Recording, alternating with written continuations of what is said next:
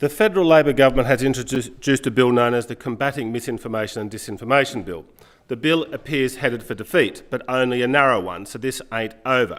Many have contributed sound arguments around why free speech is not only a good thing from a utilitarian perspective, but also morally. The Honourable Rachel Merton did so earlier tonight very eloquently. But there is a bigger picture. Canberra's attempts to prohibit what can be said online is an old-fashioned power struggle. Canberra is in a panic over losing control of the narrative and therefore who wins elections and who controls the bureaucracy. Their concern is dressed up as pretending to care about so-called harm being done to society, but that is a smokescreen for their real motivation. The bill is motivated by the big central state losing the narrative war because they cannot win a free and fair debate around ideas. This has alarmed the big state.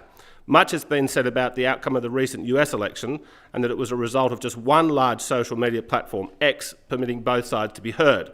But similar recent debates in this country have also been won by social media, and that's why they're in a panic. The narrative around the COVID hysteria and the compulsory vaccination program fell apart because citizens shared ideas that defied the big state narrative. People slowly changed their attitudes so that now barely anyone's having any more COVID boosters. We're all anti-warp speed vaxxers now. The first poll for the Voice referendum showed 76% intended to vote yes.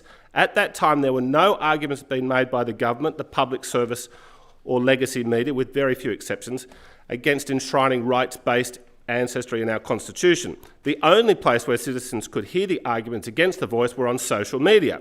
Now, the federal opposition did not lead the debate. It jumped on the bandwagon that had already been set in motion by millions of plain citizens who expressed their views on social media. A similar number of posts were made on social media in favour of the Voice, but their arguments proved unconvincing. In the aftermath of the no case victory, yes proponents claimed it was all because of misinformation, but that was just sour grapes. They simply lost the argument. The power of social media was even demonstrated by the campaign to stop the disinformation bill. The Morrison Liberal government got this ball rolling, and then when they lost office, the Labor Party was handed the baton and gleefully took it on. The Liberals did eventually oppose the bill, but only when the argument had already been won on social media.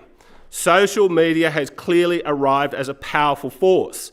The will of Canberra can be defied and defeated, and therefore Canberra wants to strangle this rival power source. Social media is not a thing that can be pointed to over here or over there. Social media is simply millions of citizens engaging in open debate.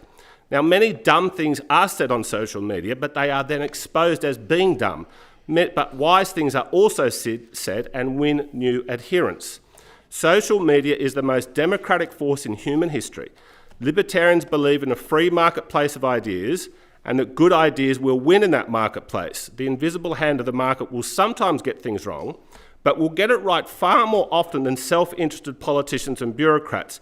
And crucially, a free market system is far better at correcting mistakes. When the state is wrong, the state and its pride digs in. The attempt to control social media is nothing but a power struggle.